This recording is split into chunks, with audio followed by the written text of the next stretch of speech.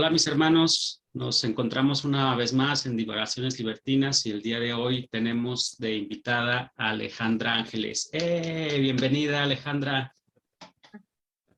Muchas gracias, Guillermo. Muchas gracias por la invitación. Muy contenta de estar aquí con ustedes. Bueno, déjenles platico un poquito de quién es Alejandra. Ella nació el 13 de noviembre de 1988.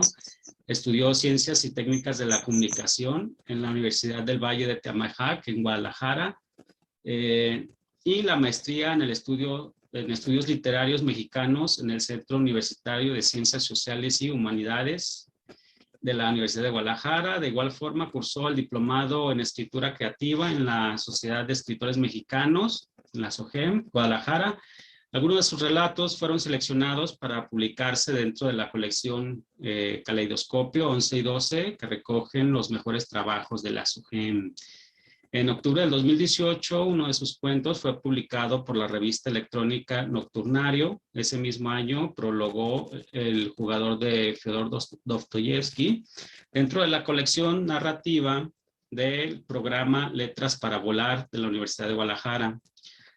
Ha colaborado también en la revista electrónica Iberoamérica. En el 2019, 3 de sus cuentos resultaron seleccionados y obtuvieron menciones en el concurso nacional de cuento fantástico El Axolote. El cuento Saturno fue acreedor a la primera mención honorífica. Ya platicaremos de ese cuento. Qué miedo.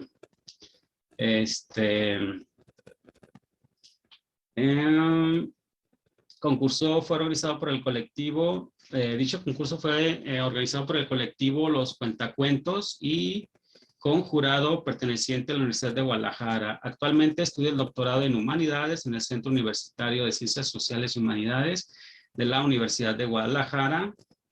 En noviembre del año en curso publica su libro Cuento de narrativa fantástica titulado Te hace falta abrir los ojos, bajo el sello de la editorial mexicana, y pues lo presentó en la FIL recientemente. Pues bienvenida Ángeles, ¿cómo estás? Muchas gracias, muy bien. En 1988, en Querétaro, naces. De ahí, Así es. ¿a los cuántos años te vienes a Guadalajara?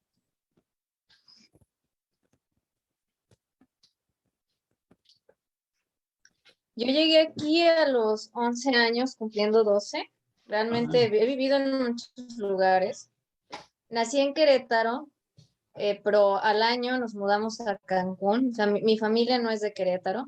Ahí nacimos Okay. mi hermano el más chico y yo. Cuando cumplo un año y medio, nos vamos a Cancún y luego de Cancún, yo tenía 4 años, nos vamos a la Ciudad de México. Y en la Ciudad de México es en donde paso la mayor parte de mi infancia. Yo le tengo mucho cariño a la Ciudad de México. Casi siempre digo que también soy de allá. Yeah. Tengo muy bonitos recuerdos. Y ya de la Ciudad de México me mudo aquí a Guadalajara. Llego a los 11 años, cumpliendo 12. Ya también tengo aquí muy buen tiempo. Oye, ¿cómo es que incursionas en el mundo de las letras? ¿Tu familia es lectora, es escritora, se dedica a las artes? No, mi familia muy cercana, no. Sí son muy lectores, eso sí. Mi papá es muy, muy lector, mi mamá también era muy lectora. Entonces, bueno, pues desde muy niña me inculcaron el hábito, pero más bien mis papás, pues de ciencias. Mi papá es ingeniero agrónomo, tiene su doctorado en genética. Mi mamá era bióloga, entonces, bueno, pues más bien era en ciencias. Pero sí, la lectura siempre ha estado muy presente. Mi papá tiene su biblioteca y desde muy chica me inculcaron el hábito y desde muy niña yo me acerqué a la lectura, bueno, desde que aprendí a leer. Y bueno, claro que antes pues me leían cuentos y así, ya aprendo yo a leer. Mi primer libro, me acuerdo, fue Robinson Crusoe, tenía yo 6 años.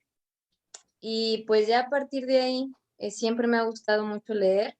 Y me acuerdo que de niña, pues era mi rutina por las tardes, era además de jugar, siempre tenía yo que leer, siempre estaba incluida la lectura. Leía ahí un ratito, ya hacía mi tarea y bueno, pues ya me iba a acostar. E incluso antes de dormirme, yo tenía un libro de cuentos de hadas así muy grande. Entonces antes de dormirme me leía aparte un cuentito, era así como mi relax ya para irme a dormir. Entonces sí, la lectura siempre ha estado muy presente, siempre me ha gustado mucho leer, Órale, qué padre. de Oye, todo. de todo. ¿Cuál fue tu primera novela de género negro? ¿Cómo te acercaste bueno, ya no te acercaste a la literatura fantástica, pero un poquito más al género negro? ¿Cuál fue tu primera novela? ¿Cómo te la topaste?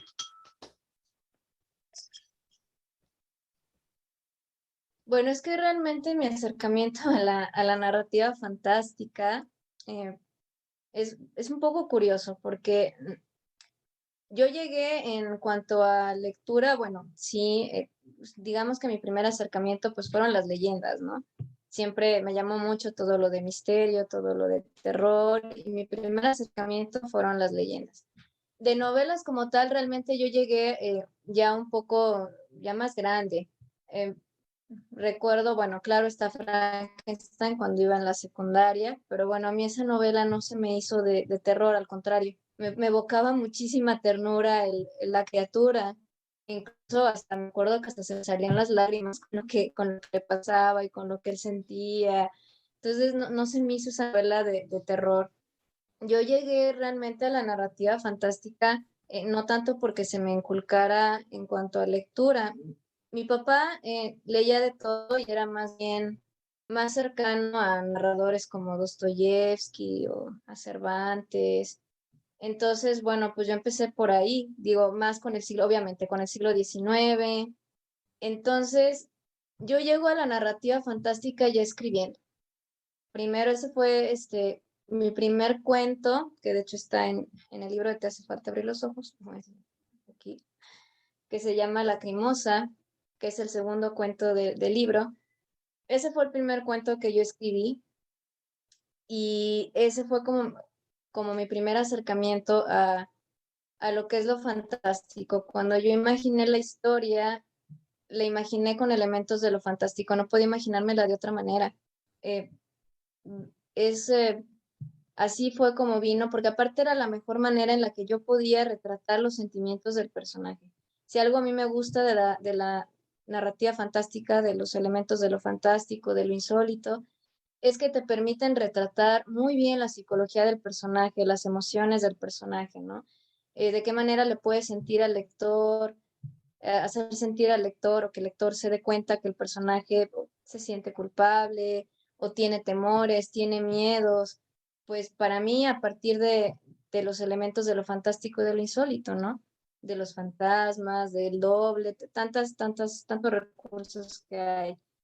Y como la psicología del personaje es algo que a mí me apasiona bastante, me gusta mucho cuando yo desarrollo mis historias, en lo que más me concentro es en la psicología del personaje y en sus emociones. Me gusta mucho que el lector tenga una visión amplia de lo que el personaje está sintiendo, está experimentando, para que se pueda conectar con el personaje y pueda ir junto con él en la historia.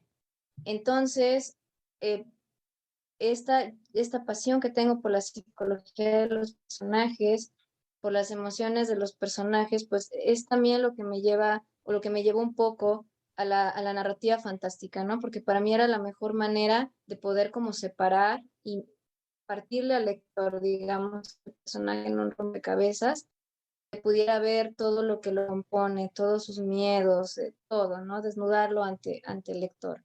Entonces, realmente yo me acerco a la narrativa fantástica en la escritura. Yo primero la empiezo a escribir. Sí había leído algunas cosas de ciencia ficción y así, pero no estaba como tan empapada. Yo estaba muy clavada en el siglo XIX, me acuerdo en la universidad, muy en el siglo XIX con los escritores rusos, Dostoyevsky, que es pues es mi referente para la psicología del personaje. Yo soy muy aficionada a Dostoyevsky.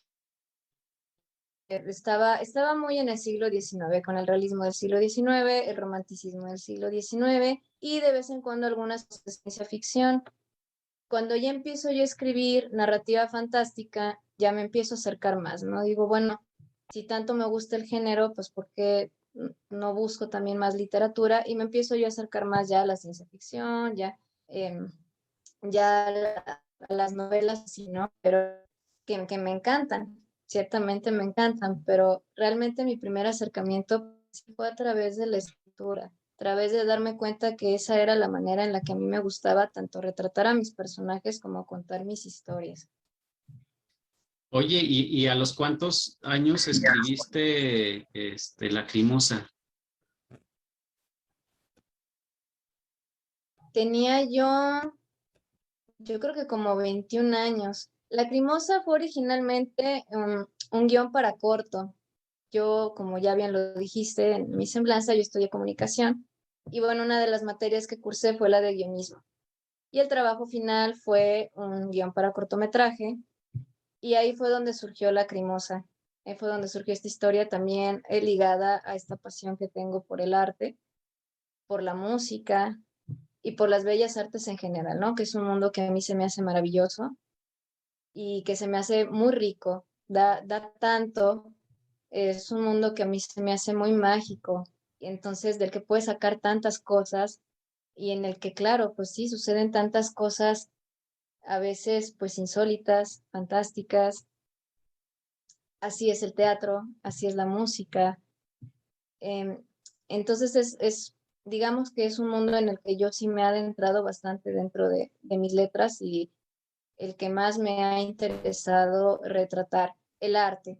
No solamente el arte hablando de las disciplinas como tal, ¿no? Danza, música, teatro, sino también el arte como esta forma en la que cada uno tenemos de enfrentarnos, ¿no? A lo que se nos va presentando en la vida, cada uno dependiendo de el contexto en el que crecemos, en el que nos desenvolvemos, la formación que tenemos, pues tenemos nuestros mecanismos y nuestras herramientas para enfrentar todo aquello que se nos va presentando en la vida y eso también es una forma de arte.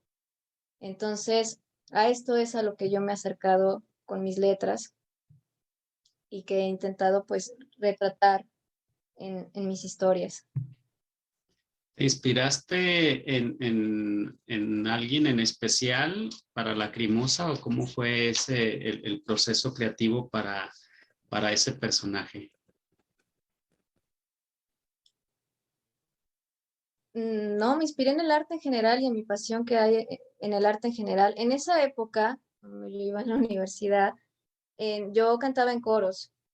Anduve como 5 años, cantaba en coros, también estudiaba música, me gustaba mucho.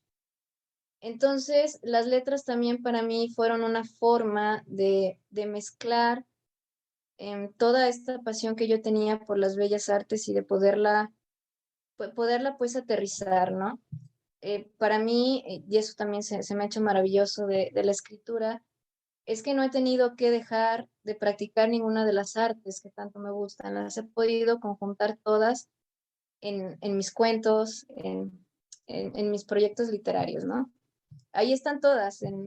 A través de la escritura yo puedo ser lo que quiera. Puedo ser bailarina, de pronto puedo traer a un compositor, eh, puedo hacer lo que yo quiera. Entonces, y aparte es maravilloso cómo también las artes se conjuntan. Y eso también lo he descubierto con las letras. A veces pensamos que nada más, por ejemplo, el teatro o la danza o la ópera se mezclan con las demás artes, pero es que las letras también. En las letras también hay música, también puede haber danza, también hay teatro. Todas las artes se conjuntan para crear más arte y eso a mí se me hace fantástico. Y el descubrirlo también en las letras, pues me encantó. Fue así em, como una epifanía, por así decirlo. Me encantó también encontrar que en las letras también podíamos mezclar todas las artes para hacer más arte. Así como en la ópera se mezcla el teatro, la danza. En la danza también hay teatro porque hay interpretación. En el teatro también hay música. hay de todo, pues no, en las letras también. Siempre digo que en las letras también hay de todo. Hay interpretación, hay música, hay de todo. Y es maravilloso cómo se pueden conjuntar todas las artes. Sí, de alguna manera te vuelves todóloga, ¿no? Tienes que aprender de todo para crear hasta tus personajes, incluso hasta psicología, como bien mencionas, ¿no? Tienes que estudiar algo de psicología o creación para la creación de los personajes. Oye, ahora que escribes este género y me parece que lo escribes muy, muy bien, este, ¿cuáles son tus autores favoritos de este género? ¿Tienes alguno preferido o uno que leas más recurrentemente?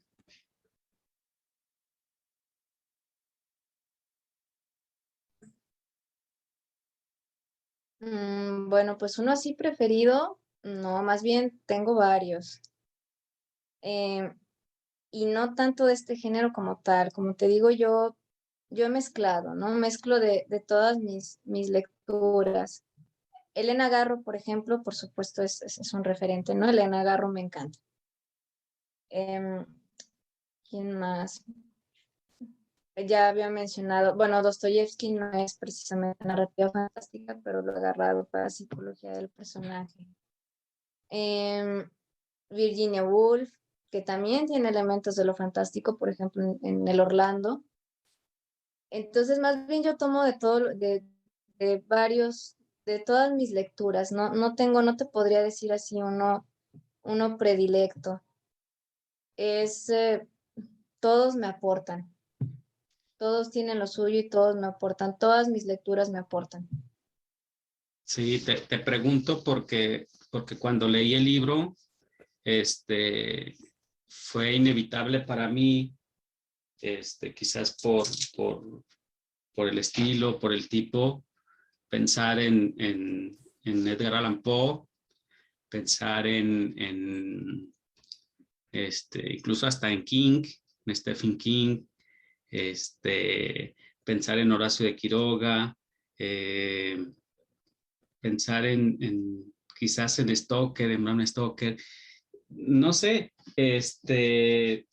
son muy, muy interesantes tus cuentos y tienes unos finales muy interesantes también, este, nada esperados y eso está muy genial también. Incluso también al estar leyendo me acordé de muchas películas según el cuento, y eso se me hizo genial, se me hizo muy interesante. Eh, una pregunta que viene ahí en uno de tus cuentos, ¿crees en los fantasmas?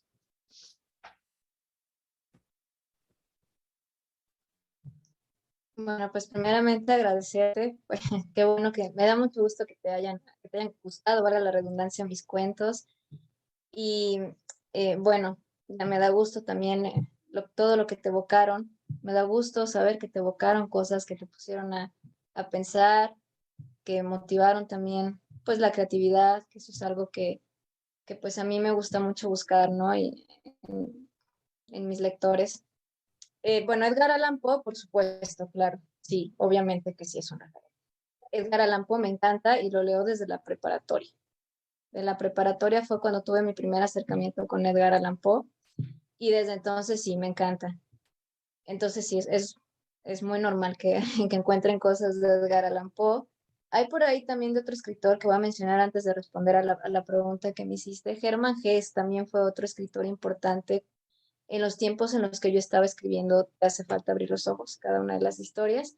Y hay también hay un par de cuentos que tienen mucho que ver con Hermann Hesse, ¿no? Que sí me inspiré mucho en Demian, en El Lobo Estepario, a también muchas cosas de los mitos. Los mitos también fueron un acercamiento para mí a esto de la narrativa fantástica, la mitología griega. Siempre me ha gustado la mitología en general. Um, y bueno, de lo de Ciclo en Fantasmas, pues mira, mi papá tiene un dicho que dice que yo no creo en las brujas, pero de que vuelan, vuelan. Realmente, eh, no, yo nunca he visto un fantasma, pero sí me han pasado cosas un poco extrañas, ¿no? Insólitas por ahí. Entonces creo que también eso me motiva un poco a escribir. Yo creo que a todos nos han pasado cosas de pronto así insólitas, solo que a veces no prestamos atención porque vamos muy rápido por la vida, ¿no? Pero son cosas que siempre están ahí y que igual cuando nos detenemos así un poquito, podemos tener de pronto estos encuentros, ¿no? Estas coincidencias. Como tal, un fantasma hasta el momento no he visto ninguno. Pero bueno, es que los fantasmas podríamos decir que sí existen, pero ¿cómo existen los fantasmas? Es muy interesante el concepto de un fantasma. Y, y de hecho, en la narrativa fantástica se puede poner muy bien, ¿no? Lo que es el concepto de un fantasma. ¿Cómo existen los fantasmas? Todos tenemos fantasmas. Los fantasmas pues son miedos. Los miedos que todos tenemos son esos, son fantasmas. Fantasmas a los que nos enfrentamos todos los días. Em, fantasmas que tenemos que destruir, ¿no? O a veces quitar. Entonces, bueno, en ese aspecto, claro que creo en fantasmas. Los fantasmas y las sombras que tenemos todos, que vienen a ser precisamente los miedos, los temores, ahí están.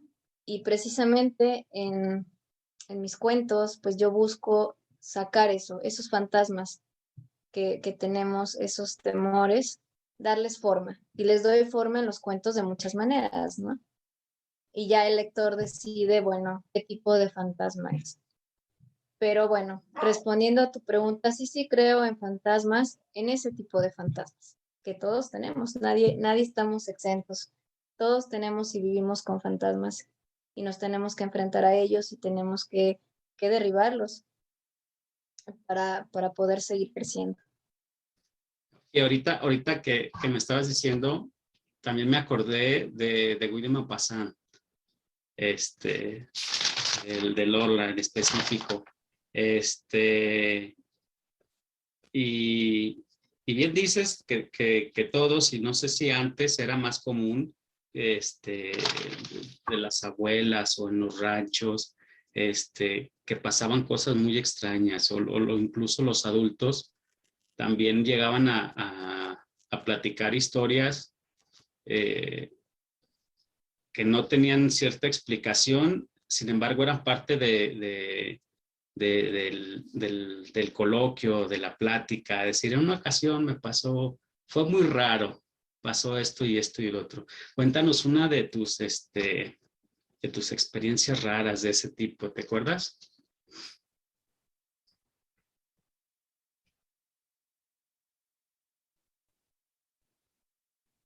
A ver,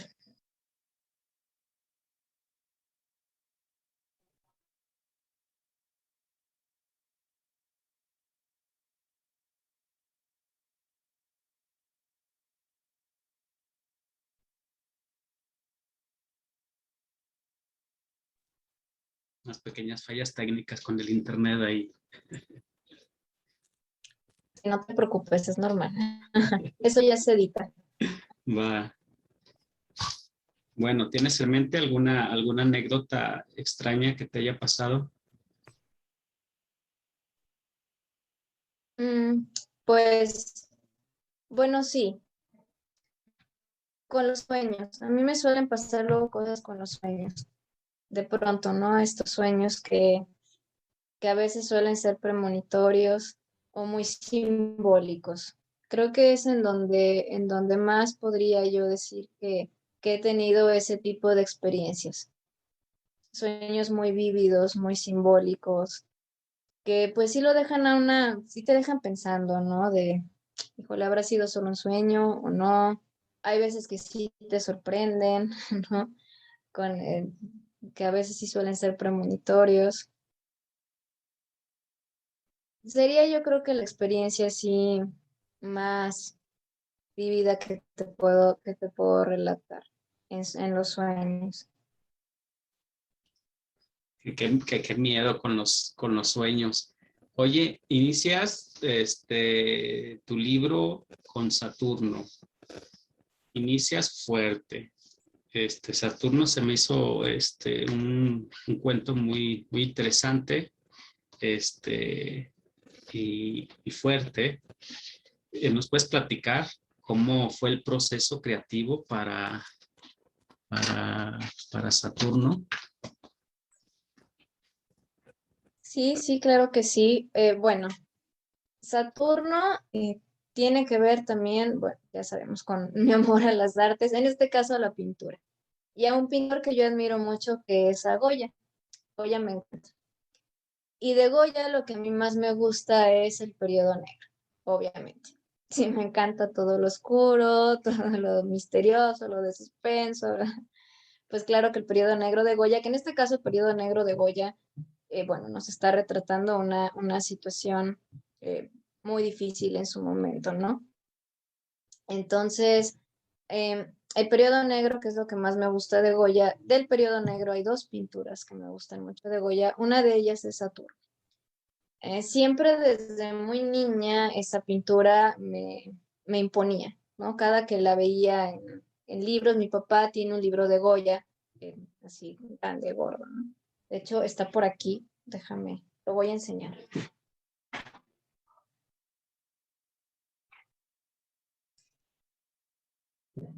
Para que más o menos pues, se den una idea.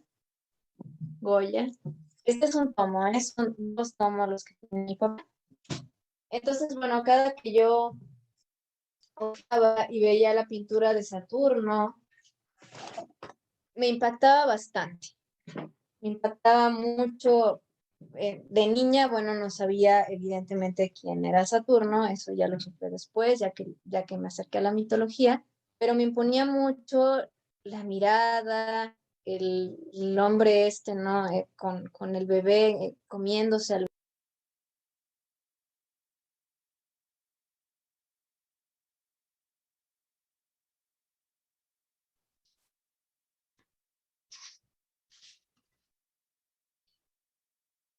Maldito internet.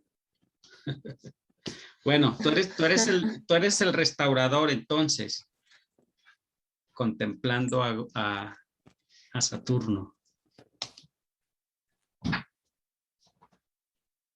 Sí, a Saturno, sí, sí, sí. Me quedé en que, bueno, como esta pintura siempre ha formado parte de mí, ¿no? Siempre me habían puesto, quise,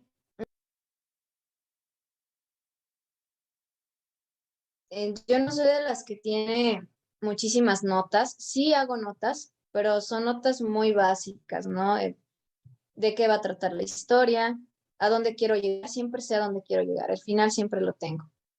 Y cuántos personajes van a ser, la voz narrativa principal, si va a ser en primera persona, si va a ser en tercera persona, etcétera. Son realmente anotaciones muy básicas y de pronto voy igual y sí poniendo cosas que se me van ocurriendo que en ese momento no puedo poner, pero no soy de las que hace 50 anotaciones, no.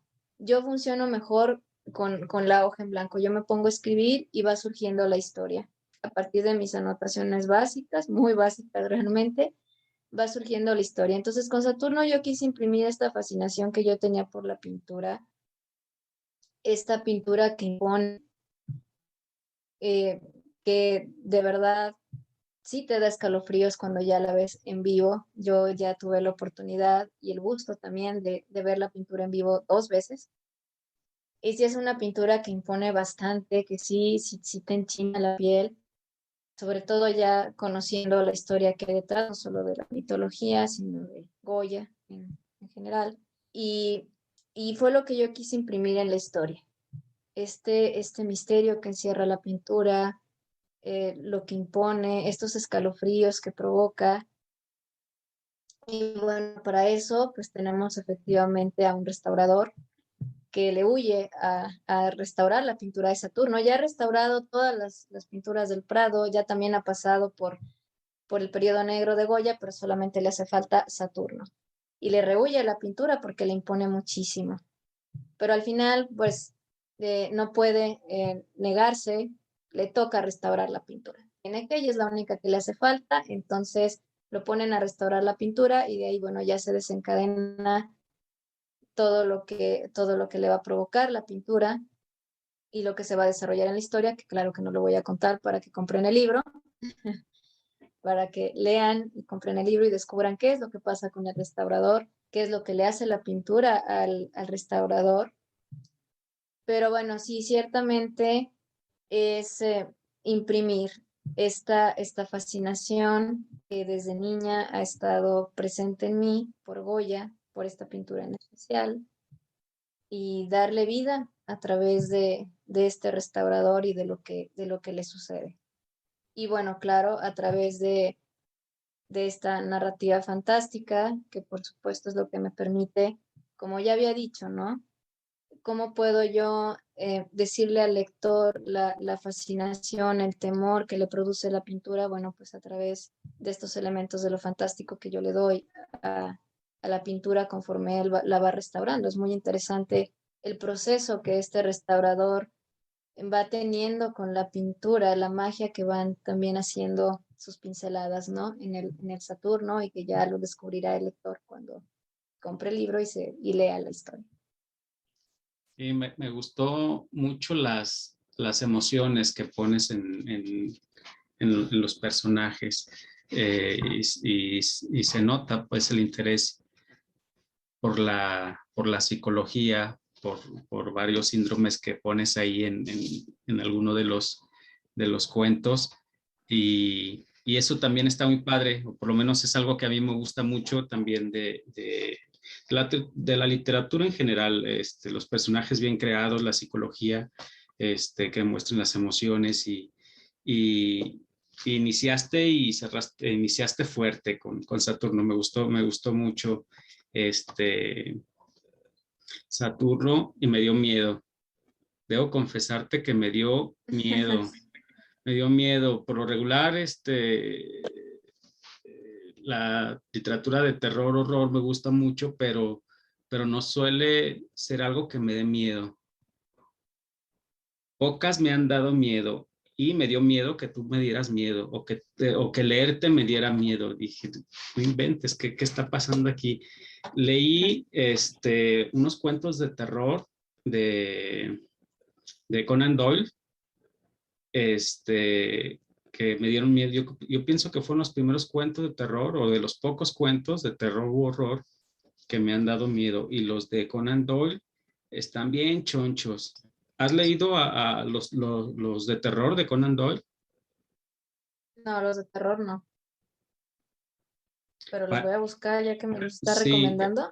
eres un alma vieja, porque o bueno, Topos Uranus, andas muy cerca de los grandes porque tienes cosas bastante interesantes. Y ahorita, apenas ahora, cuando lo leí no me acordé de hoy, pero ahorita que me estás contando de Saturno, vino a mi mente esos cuentos por el estilo y los están bien interesantes. Yo no había escuchado de ellos y me los topé por casualidad o destino, pero están bastante interesantes. Este, de Lacrimosa, bueno, ya nos platicaste que fue un guión. Luego tienes la joven de color púrpura. Se me hizo interesante cómo varía un cuento a otro. Cambias la dinámica de uno a otro. No sé si lo pensaste todo para hacerlo publicado en un libro o fueron cuentos que fuiste creando en X tiempo. ¿Nos puedes platicar cómo surgió la idea de compilarlos? ¿Si fueron pensados todos así o fueron surgiendo al azar? Bueno, pues primero que nada, muchas gracias por tus palabras, por el reconocimiento a mi trabajo. Qué bueno que te dio miedo, me da gusto que te haya dado miedo. Eso significa que te conectaste, está padrísimo, que te hayas conectado con las historias y con los personajes. Y bueno, simplemente fueron historias que fui creando con esta ya noción de que el género que yo quería cultivar era la narrativa fantástica, era en el que yo me siento más cómoda, en el que yo mejor me desarrollo, en el que puedo imprimir todo lo que ya te acabo de contar. lo que ya les acabo de contar. Entonces, sí fueron historias que yo desarrollé ya con esta noción de que hacia allá iba, de que era lo que yo quería, pero bueno, en su momento no las tomé, las junté después. Ya que terminé yo los cuentos, hice una revisión de todo lo que yo había escrito y me empecé a dar cuenta que, pues claro que había historias que tenían cosas en común. Tomé todas estas historias del género que a mí me interesó cultivar y fue como ya le di forma al libro de Te hace falta abrir los ojos. Fue un proceso de varios años, o sea, desde que los comencé a escribir. Te digo, el primero pues lo escribí en la universidad como guión, luego ya lo hice cuento y ya que lo hice cuento fue cuando ya empecé a escribir las demás ya con esta noción, ¿no? De yo quiero escribir este género y este es el género que voy a escribir, pero no me ceñí solo así como una temática en general, era solo este mundo del arte que tanto me fascina, el arte en estos dos polos, digamos, las disciplinas, el arte también como lo que tenemos para enfrentar lo que se nos viene.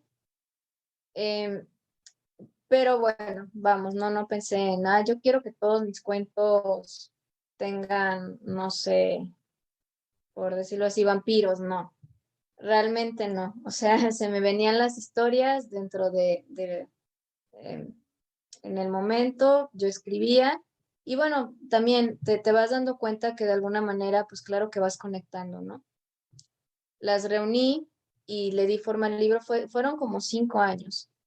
Entre el proceso de escritura de las historias, las relecturas, las revisiones, ver los puntos de conexión que había, ver cuáles conectaban con cuáles y poderle dar forma al libro, estructurar al libro. Sí fue un proceso de 5 años y bueno, también entra el haberle buscado la casa editorial, que bueno, pues estoy muy agradecida con Fondo Blanco, editorial mexicana Fondo Blanco, que fue, y con el editor Luis Carlos Carabel, que fue quienes me dieron la oportunidad y quienes le dieron la oportunidad a Te hace falta abrir los ojos de ver la luz. Entonces, fue un proceso como de 5 años, pero sí, así funcionó.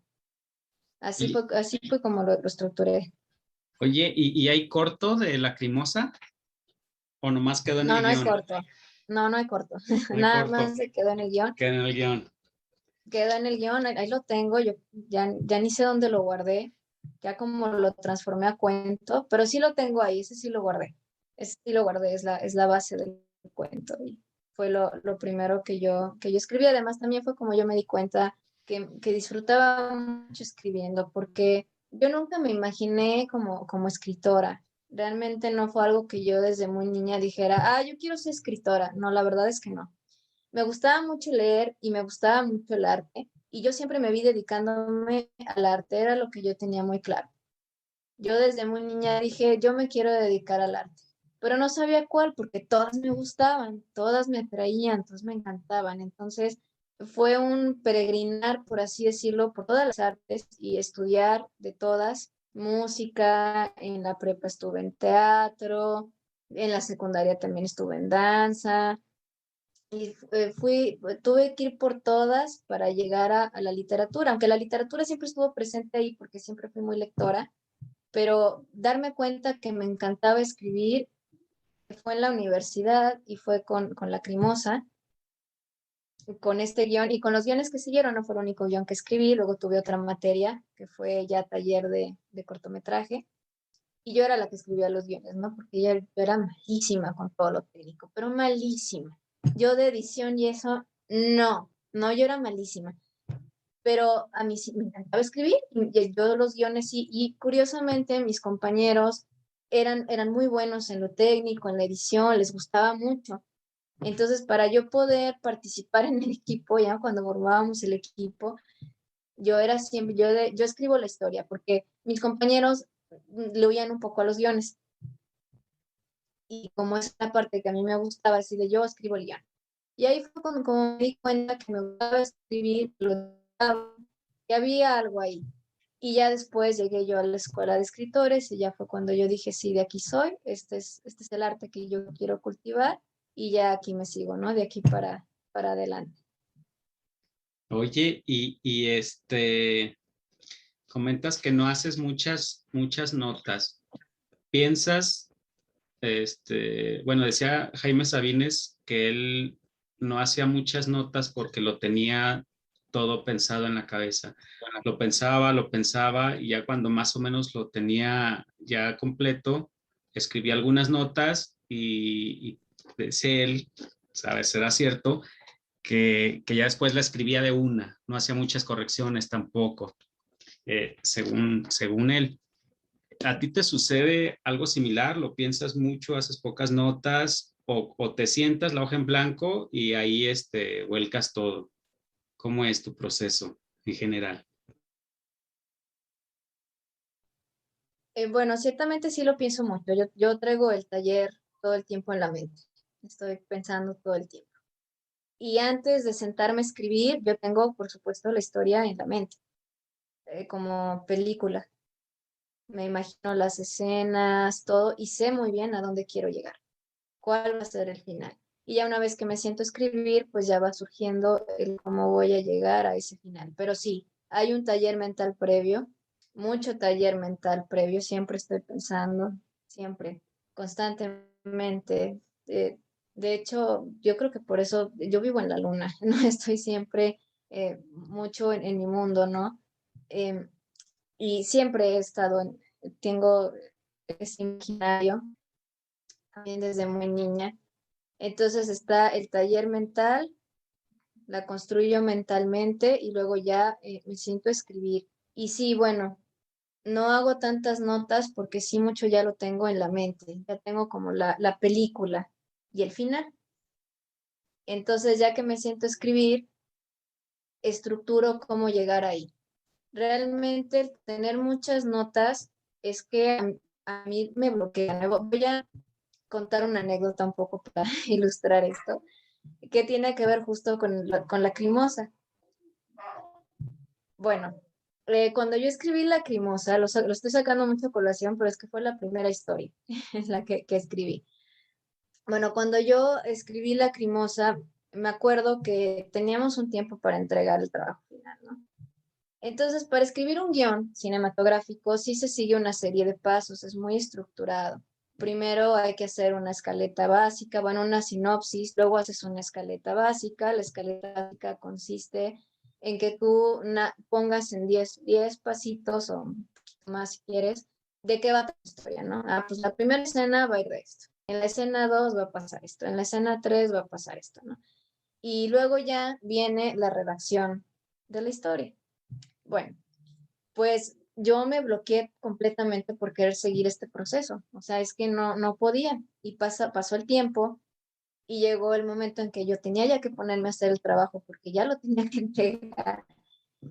Y es que yo decía, bueno, pero es que ¿cómo voy a hacer yo la escaleta básica si no sé bien qué va a pasar en la historia? O sea, sé a dónde quiero llegar, sé de qué va a tratar, tengo la película en mente, pero no sé exactamente qué voy a poner en cada escena, no sé exactamente cómo se va a desarrollar. Entonces estaba yo bloqueadísima hasta que dije, no, bueno, ya, voy a escribir la historia y ya que tenga yo mi historia, me paso a la escaleta básica y a la sinopsis. Y fue lo que hice, trabajé al revés.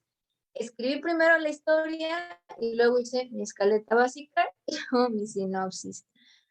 Y así fue como pude yo fluir. Si es que yo no puedo tener ya todo porque me bloqueo. Siento yo que no sé si sea como un sentimiento de que me reprimo, me bloqueo, yo qué sé, pero no puedo. Sí necesito yo dejarme fluir y en el proceso ahí también van surgiendo muchas de las cosas que van construyendo la historia, cosas que a lo mejor antes no tenía pensadas y al momento que estoy escribiendo, pues vienen a la mente, ¿no? Me meto tanto ya en la historia, ya estoy en ese mundo y empieza a fluir, eh, es también bastante enriquecedor y lo gozo muchísimo, ¿no? Cuando ya viene esta inspiración, ¿no? Vamos a ver, la musa, por así decirlo, y ya se empieza todo a estructurar, empieza a fluir y se va construyendo la historia y es también gozo mucho ver cómo se va construyendo la historia, cómo los personajes también van hablando solos, ¿no?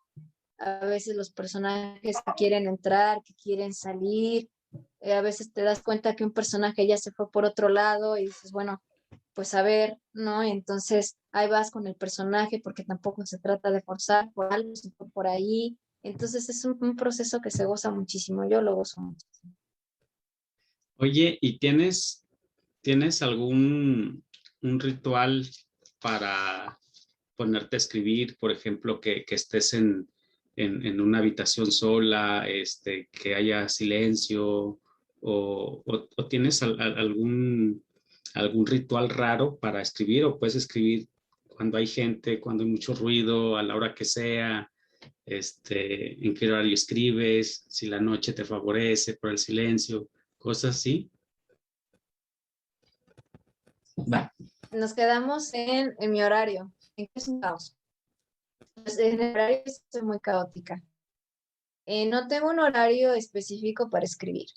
Escribo en mis tiempos libres, ahora con el doctorado, pues en mis tiempos libres, en las vacaciones. Y generalmente sí, mediodía y sobre todo la tarde y la noche. Sí soy muy nocturna. No sé por qué, pero es cuando yo más me inspiro en la tarde y en la tarde-noche. Incluso me he quedado madrugadas, pues digo que soy un caos. Me he quedado hasta las 6 de la mañana escribiendo, por ejemplo, ¿no? Cuando yo estoy muy, muy entrada, muy, muy inspirada, pueden pasar las horas y ni las siento. Y digo, hasta las 6 de la mañana y yo feliz porque realmente he gozado mucho el proceso, ¿no? De la historia, de lo que sea que estoy trabajando. Entonces, en cuanto al horario, sí soy muy caótica, pero prefiero las tardes y las noches, es cuando más cómoda me siento. Y también cuando ya también no hay tanto ruido, ¿no? Del día, de buscar. Además, hay más silencio, quizá también por eso me acomodan más. Pero sí no soy así de yo me levanto a tal hora y escribo de tal a tal hora. No, no, ahí sí soy un caos. Los días que me puedo poner a escribir, me pongo a escribir. Generalmente lo hago en la tarde, tarde, noche. Hay veces que me estoy hasta las madrugadas. Y bueno, pues en mis tiempos libres. Este, ¿Nos podrías platicar sobre la partitura? La partitura me recordó una película. Ahorita que me cuentes, te digo cuál me recordó. A lo mejor, bueno, platícanos. ¿Nos puedes platicar cómo surgió la partitura? Sí, me imagino qué película te recordó porque esa fue la que también a mí me inspiró a escribir el En cuento. serio, fíjate que hace poco la leí, hace muchos años vi la película, pero hace poco la leí, bueno, el año pasado, relativamente poco, bueno, ya hace un año. Y y qué miedo. Pero a ver, platícame tú. Bueno, pues la partitura es un cuento que narra pues, la historia de un músico frustrado, un músico que no le reconocen su talento, lo tiene, pero por alguna razón nadie se lo reconoce. Y entonces él decide buscar pues ese reconocimiento de una forma pues un poco siniestra, a través por supuesto de su arte, de su música, de sus composiciones, él es compositor, pero de una forma siniestra, de imprimir en sus composiciones algo siniestro, que va a salir a la luz, por supuesto, ya en la historia, ¿no? La historia comienza primero con este personaje que nos está relatando esa frustración, esa falta de reconocimiento a su trabajo y al mismo tiempo la pasión que él tiene, ¿no? Por la música. Y luego ya la historia nos lleva a esto siniestro que él imprime en su arte para poder llegar a ese reconocimiento que buscó durante toda su vida, ¿no? Y que tampoco voy a contar cuál es esa parte siniestra, qué es lo que él le imprime a su arte, cómo es que busca ese reconocimiento y cómo de alguna manera, pues sí llega a él, ¿no? Cómo de alguna manera llega a él, porque bueno, pues para eso tienen que leer la historia, comprar el libro. Entonces, bueno, yo lo voy a dejar hasta ahí con esa pequeña sinopsis. De eso va la historia. Va, perfecto. Bueno, ya nos contabas que te inspiraste en una película. Y El pájaro de fuego también me gustó mucho. Se me hizo muy interesante que, como bien dices, todos los artes están relacionados y van de la mano. Eh, ¿Te inspiraste en, en, en algo en especial, en alguien en especial, en otra Para obra? para el Ajá, pájaro de fuego, sí. no, o sea, en la pasión que yo tengo por las artes, por la Ajá. música en este caso. Esa fue mi inspiración y la fascinación que yo siento por este mundo, por todo lo que ocurre tras bambalinas. Es que es fascinante todo lo que ocurre tras bambalinas. Cuando vamos a ver un espectáculo, una obra de teatro, algún concierto, como en el caso del Pájaro de Fuego, es un ballet. Bueno, pues nosotros vemos ya la puesta en escena, ¿no? Muy bonito todo, pero no sabemos qué pasó detrás de, ¿no? ¿Qué pasó antes de que iniciara la función? ¿Y cuál es todo el proceso que se lleva para llegar a que ese espectáculo que nosotros ya vemos muy bien montado, pues llegue a eso, ¿no? A esa calidad, a ese nivel, ¿no? Detrás hay mucho trabajo, detrás hay muchas horas de dedicación, mucha disciplina. Y a veces, y son cosas que muchas veces no se tienen conscientes, ¿no? En cuanto al arte. Y que es algo con lo que yo sí me he topado mucho desde que estoy en todo esto, las demás artes, que siempre se cree que los que hacemos arte, ¿no? Los que estamos en esto del arte, ya sea música, teatro, danza, letras, no hacemos nada, ¿no? No nos cuesta trabajo, no hay tanto esfuerzo, ¿no? El que es actor, pues no hace nada, ¿no? La que quiere ser actriz, ay, qué fácil ser actriz, ¿no? O el que es bailarín o bailarina. Y no, hay mucho esfuerzo y hay mucho trabajo detrás y hay muchas horas de dedicación. No cualquiera puede ser una prima bailarina. Son horas de ensayo, empiezan desde muy chiquitas, toda su vida dedicada a eso. Lo mismo ocurre con las actrices, los actores, que verdaderamente aman este arte. Hay mucha dedicación y mucha preparación detrás. Lo mismo con la música, los compositores, los concertistas, no cualquiera puede ser un concertista solista, ¿no? Hay muchas horas de dedicación, hay también, obviamente está el talento, se conjuntan muchos factores, pero el arte no es nada fácil. Hay mucho trabajo y mucha preparación para poder llegar a cierto nivel. Y es algo que mucha gente no lo tiene consciente. Y voy a contar una anécdota también para retratar un poco esto. Estaba yo en la SOGEM y un día, ¿no? Llegó una mamá pues molesta, ¿no? Porque, bueno, primero llegó estaba buscando maestro de piano para su hijo, ¿no? Entonces, yo en ese momento, pues sí conocía maestros de piano y me acuerdo que le pregunté si su hijo sabía leer música y la señora se me quedó viendo así como que no me entendía, ¿no? Pues sí, o sea, lee partituras y la señora nomás así, mi hijo toca de oído, que no sé qué, no, pues no, o sea, necesita aprender a leer música. Es muy importante, no es solamente tocar de oído, qué bueno que tenga el oído, pero bueno, hay que también aprender a leer música. Forma parte de la preparación y obviamente del arte, ¿no? Y esa misma señora, me acuerdo, estaba también molesta porque al niño le dejaban mucha tarea. Y entonces, pues de señora, bueno, pues la tarea, pues es para que el niño repase, ¿no? Lo que vio en clase. Pero es que, decía la señora, es que a mi hijo eso no le va a servir de nada, mi hijo va a ser artista. No, o sea, no fue una gran decepción, la verdad es que sí, una gran decepción, porque dije, es que por este pensamiento es que las artes están tan devaluadas. No, todo sirve para el arte. Para el arte es mucho trabajo, no es cualquier cosa, es mucha dedicación. Entonces, todo sirve para el arte. Necesitamos formarnos de todo también para poder hacer arte. Y por ese tipo de pensamiento es que se devalúan tanto las artes y que se cree que el que está dedicado a eso no hace nada, que tienen que dar el trabajo gratuito, por ejemplo, que no tienen por qué cobrar.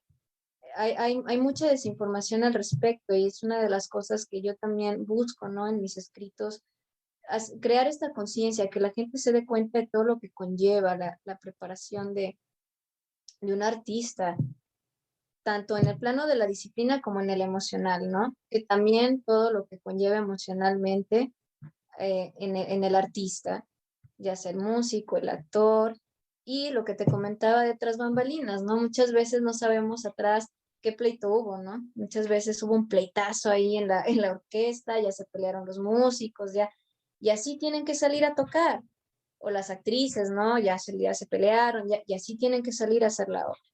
Entonces es muy interesante todo lo que pasa detrás de los escenarios, tras bambalinas, tanto en preparación como al momento de todo lo que pasa detrás y que es un mundo que yo tuve la oportunidad de conocer y de participar en y que para muchos pues es desconocido, ¿no? Entonces me encanta también poderlo retratar en mis historias y llevarlos a ese mundo detrás de ya no solamente el espectáculo montado, ¿no? Todo lo que pasa atrás, que es fascinante y que también le da el tono, ¿no? De pronto a cómo salen las cosas, mucho tiene que ver el mood, por así decirlo, en el que están los músicos, o si hubo pleito o así, se nota también en la forma en la que tocan, en sí se llega a percibir, por lo menos entre ellos, ¿no? Claro que se dan cuenta cuando algo ahí no está como funcionando, que igual para el público pasa desapercibido, pero que es muy interesante, ¿no? Retratarlo y puntualizarlo. Y una de las cosas que a mí también, pues, me ha movido, ¿no? Para adentrarme y, pues, tratar de materializarlo en las letras y en este caso, pues, en el libro, ¿no? De Teatro para Perdidos. Entonces, bueno, ya volviendo al pájaro de fuego, la inspiración es esa, es la fascinación que yo siento por este mundo, por todo lo que pasa detrás, por todo lo que pasa dentro del artista, todo lo que conlleva llegar hasta donde están y alcanzar el nivel que quieren alcanzar, el esfuerzo, la lucha, todo. Oye, y Todo el misticismo también que hay, perdón que te interrumpa, sí, todo el misticismo también que hay en la música, ¿no? En este caso en la música clásica que me encanta, la música clásica y la ópera me fascina, y porque la encuentro también, hay mucha magia y hay muchas cosas que trato yo que me inspiran bastante. sí, definitivamente el arte sigue siendo algo elitista, ¿no? Digo, ahora ya hay muchas posibilidades para que la gente tenga acceso desde cualquier plataforma al arte, pero como creo yo que es algo que la gente lo ve como algo recreativo, como dices, un show, un espectáculo, creo que no se conoce y por lo tanto no se valora. No puedes valorar algo que no conoces, ni el esfuerzo, ni todo el trabajo, como dices, desde montar una obra, ya sea de teatro, una sinfónica.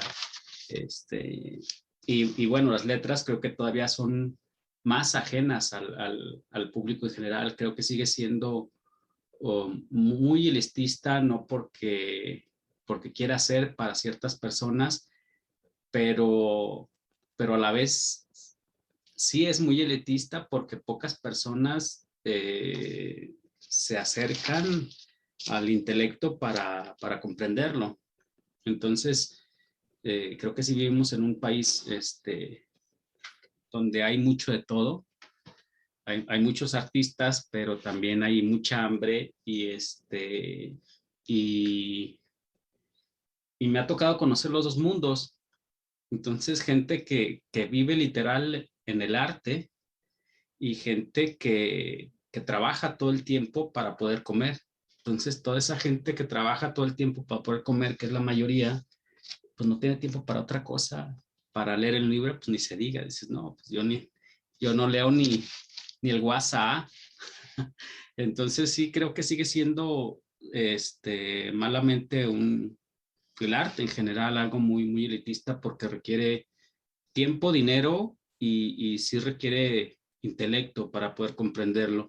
Digo, quizás el séptimo arte es como más ligero de digerir, digo, no todo, pero sí en general, pues vas al cine y vives el espectáculo, la película y ya, se acabó, ¿no? No requiere tanto conocimiento como para comprenderlo, y menos cuando son películas eh, pues más, ¿cómo decirlo? No sé, más tipo Hollywood, donde pasa todo rápido y todo lo entiendes, son cosas muy sencillas, pero sí creo que sobre todo las letras sí es más complicado, ¿no? Ocupas mucha referencia y de entrada leer y a mucha gente le da hueva leer. Y bueno, nosotros que estamos en esto, pues es la vida, en la vida misma, o sea, no puede uno concebir un mundo sin el arte, o sea, no habría mundo para uno sin el arte, pero bien dices, conozco mucha gente que sí, pues cree que el artista es un flojo que no trabaja porque no produce, aunque sí produzca, pero para ellos no produce como algo más tangible, pues algo que produzca un servicio o que genere más bien que genere un servicio. Pero qué bueno que tocas ese tema, es bastante interesante y creo que sí es muy, muy importante dar a conocer toda esa parte, el trabajo que requiere, el esfuerzo, el conocimiento, y aunque es un trabajo diferente, no deja de ser desgastante, aunque muy placentero en el proceso también. Eh, ¿Tienes alguno de estos cuentos que, digo, me imagino que son como tus hijos y a todos los quieres, pero hay alguno con el que te identifiques más o con el que, con el que tengas mayor empatía? Bueno, primero que nada, sí, ciertamente tocando el tema que dices, ¿no? De todos estos factores que hay, son muchos los factores que se conjuntan, ¿no? Para esta falta de acercamiento a las artes en general, también para considerarla elitista, efectivamente. Hay problemas mucho mayores, totalmente. Es que sí son muchos los factores que se conjuntan. Y luego la gente que sí logra tener acceso, también la suele ver elitista, ¿no? Los que tienen acceso, que es algo que también un poco hay que empezar a tumbar, ¿no? Sobre todo en los jóvenes. El arte es para todos y se están creando muchos espacios y habría también, yo siempre he dicho, ¿no? Que también hay que acercarlo a la gente, ¿no? También si la gente no va, pues hay que acercar también las artes a la gente para empezar a promover. Pero bueno, sí, ciertamente son muchos factores, hay que solucionar muchísimas cosas primero en este país, por lo menos, para que algún día, ¿no? Podamos llegar quizá a que el arte esté como más presente, por así decirlo, en las personas, no que todos puedan tener realmente acceso a él. Hay que trabajar muchísimo y pues ojalá en un futuro sí se consiga, ¿no? Ojalá no hubiera tanta hambre, por supuesto, eso es algo terrible, ¿no? Que haya personas, por supuesto, que con esas carencias en todo el mundo, no nada más aquí. Por supuesto que es algo terrible y es lo primero que se tiene que atacar. Y bueno, pues sí, es que sí son muchos factores, pero pues uno pone su granito de arena, ¿no? Para tratar, para tratar un poco de acercar, tratar, eh, pues sí, de ver por estas cuestiones. Y bien dicen que, bueno, poquito que uno ponga, con pocas cosas se van creando también las grandes cosas, ¿no? Entonces, si todos ponemos nuestro granito de arena de alguna forma, podemos quizá, pues, conseguir un futuro mejor, ¿no? Pero sí, es bastante complejo, es un tema bastante complejo y platicar de él nos llevaría muchísimo por lo complejo que es. Bueno, ya volviendo a tu pregunta, no, todos los cuentos los quiero mucho. La verdad es que no tengo ninguno predilecto. Todos, todos me mueven algo, todos tienen mucho de mí también, obviamente. Entonces, no tengo ninguno predilecto. Todos me encantan, en todos de alguna manera dejé una partecita de mí. En todos y cada uno, todos tienen algo por ahí que me gusta, que me apasiona, que quise yo ahí eh, retratar. En la segunda parte del libro igual, ¿no? En esos cuentos también tienen muchas cosas que me gustan. Ahí es en donde está más lo de la mitología, estas cuestiones que también me interesan. Están también en los cuentos de la segunda parte. Entonces, no, todos me gustan, no te puedo decir de alguno. Como bien dices, pues todos son mis hijos y a todos los quiero por igual. Sí, claro. Fíjate, hay otro que también me acordé que es un cuento que lo llevaron al cine, hicieron una adaptación a una película. Es el que se llama Ya casi se duerme. Híjole, está bien fuerte ese cuento, está muy, muy fuerte, pero también me recordó a otra película. Bueno, hubo varios bueno, la mitología de Nunca serás como él también me recordó a cierta a mitología. La casa también me recordó a otra película. Este, pues no sé, todos están chidos. El escarabajo de Jade también estuvo bueno. Este, me gustó mucho, me gustó mucho.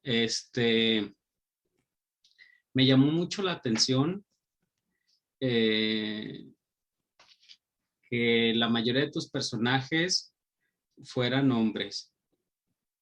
¿Funcionan mejor porque fueran hombres o porque la mayoría son hombres?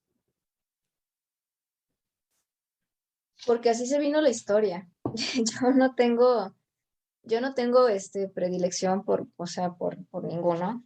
O sea, hay también personajes femeninos en los cuentos, también hay cuentos protagonizados por mujeres, no solamente por hombres.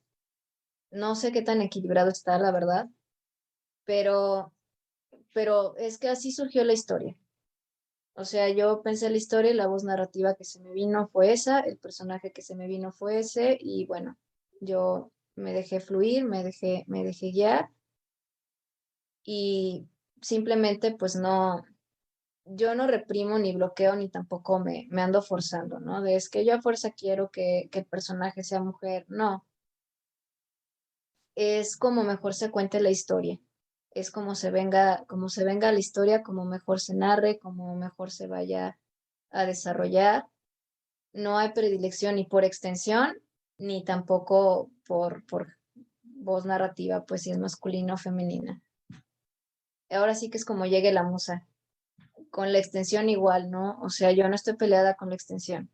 Mientras la historia se cuente bien, pues que sea el número de páginas que tenga que ser, ¿no? Si se cuenta bien en 3, pues en 3 páginas. Si se cuenta bien en 10 páginas.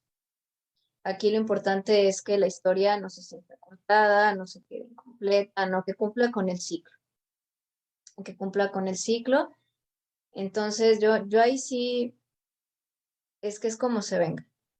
No me presiono con nada, no ando yo pensando en un límite de absolutamente nada. Como venga la musa, así sale la historia.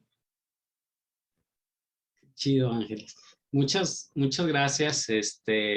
Un placer haber platicado contigo.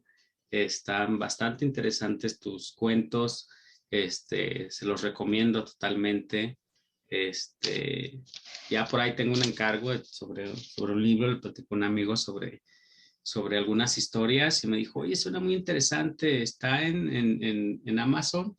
Digo, no sé, ¿lo tienes en digital o solo está en físico? También está en digital. De Sí. momento, el libro lo pueden conseguir en la página de la editorial Fondo Blanco, en www.fondoblanco.com. Ahí lo pueden encontrar, fondoblancoeditorial.com. Están también en Facebook. Ahí lo pueden encontrar en formato digital o en formato físico, en el formato que gusten. Igual yo también voy a estar manteniendo al tanto pues en mis redes cuando el libro ya esté disponible en Amazon, que espero que sí, pronto ya esté disponible en Amazon y en algunas librerías. A mí me pueden seguir en Twitter como @leangelesd, así estoy, y en Instagram estoy igual. Entonces me pueden seguir en Twitter o en Instagram, donde gusten, o en las dos. Y ahí yo voy a estar manteniendo al tanto, pero de momento lo encuentran en la página de Fondo Blanco, digital o físico. Y pues no, pues muchas gracias a ti por la invitación. Me la pasé muy bien, disfruté mucho la charla. Fue un rato bastante agradable. Además, la oportunidad, también te agradezco la oportunidad de hablar pues de este primer hijo, te lo voy a volver a enseñar. Sí, de este primer hijo que sí me tiene muy contenta por las nuevas amistades que me ha traído, por muchas cosas. Entonces, bueno, pues yo los invito a que lean, te hace falta abrir los ojos, a que lo busquen, como ya dije, en la página de Fondo Blanco. Bien. Sí, www.fondoblancoeditorial.com, ahí lo pueden encontrar. Yo los invito a que lo lean, a que descubran por qué nos hace falta abrir los ojos y que se asomen a cada una de las historias y pues que disfruten la lectura, que disfruten la lectura, que disfruten también del arte que hay, que se narra aquí, que encuentren a lo mejor también la motivación, ¿no? Para acudir al teatro, a algún concierto, etcétera, etcétera. Y pues nada. Pues ahí está, Alejandra Ángeles, muchas gracias. Al contrario, gracias a ti por aceptar la invitación. Un placer platicar contigo, saber de tu hijo, muy bello. Y pues ahí están sus redes sociales para que la sigan y muchas gracias. Nos vemos, No, pues a ti. nos vemos la próxima, nos vemos cuando nos veamos. Hasta luego.